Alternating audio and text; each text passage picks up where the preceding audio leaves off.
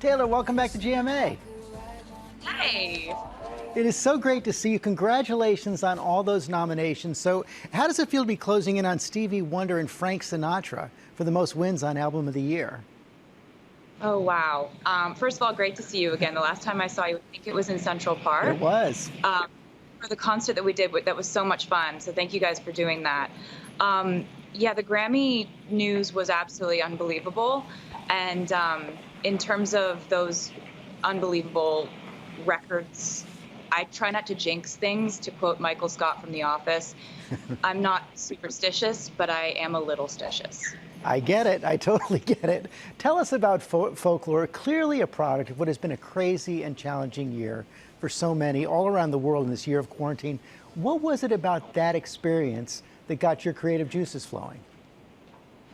It was really just an amazing chance situation that I ended up working with Aaron Dessner from one of my favorite bands, The National.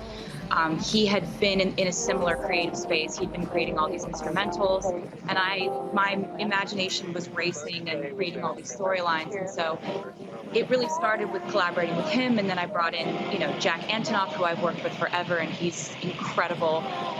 And I can't believe I ended up getting to work with Bonnie Bear. It was so crazy to create an album from my house. I'd never done that before. I've always worked in studios, and this was an experience unlike anything else. And it really changed, I think, what this year would have been for me emotionally and mentally. And then you topped it off by directing this movie. I know you've directed music videos before, but this is the first time you've directed a movie, Folklore. It dropped overnight on Disney Plus, and it was the first time you actually got to be in the same room through the whole production of this album and the movie with Aaron Dessner and Jack Antonoff. Yes, it was actually. And one thing that's so amazing about getting to create with your collaborators is taking those songs from the studio and then getting to perform them and getting to connect with fans. And obviously we're doing things a little bit differently this year because concerts aren't happening. And so many times Jack and Aaron and I had said to each other, like, wouldn't it be so amazing if we could get in a room and perform these songs together and kind of feel that connection to the music in a live sense and provide a way to, in a way, do a concert for the fans. And so we figured out a way to do it where we quarantined completely. We had 6 fixed cameras in the studio. We had a Furio robotic camera that was moving around the studio.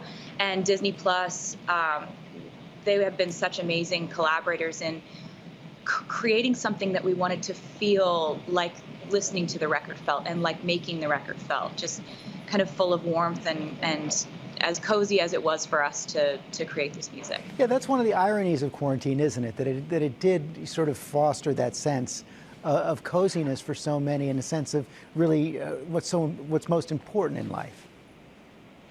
It really does draw so much into profound focus. What matters to you,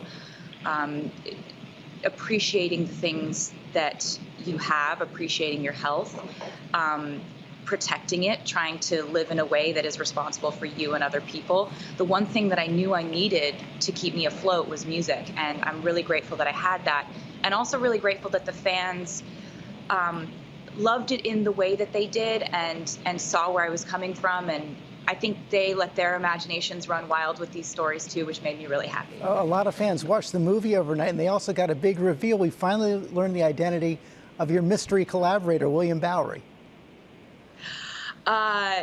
One thing about this special is that we got to delve into how we made the album, stories behind these lyrics, and it was really great to get to go behind the scenes and tell people, but you got to watch it in order to get the...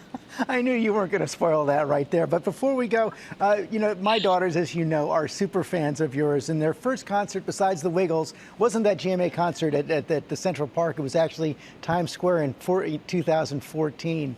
And my daughter, Elliot, had a question for you. You want to play it for everybody?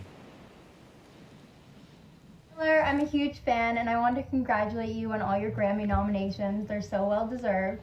And I wanted to ask you, what song are you most excited to pre-record from your previous albums? Love you. Have fun. Love you too. That was such a great question, and that's so sweet. Thank you for sending that in. That was a great question.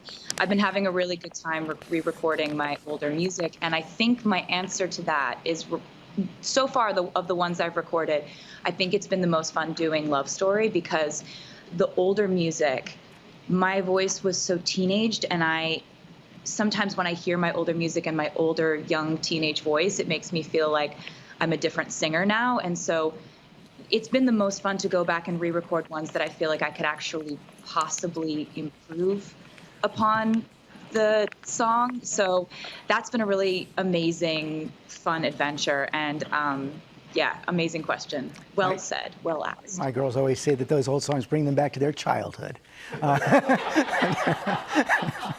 Taylor, thank you for joining us. We hope you have a great Thanksgiving with your family. Congratulations on all your success. Thank you, and same to you and your family, and thanks so much for having me. You guys are the best. Thank you.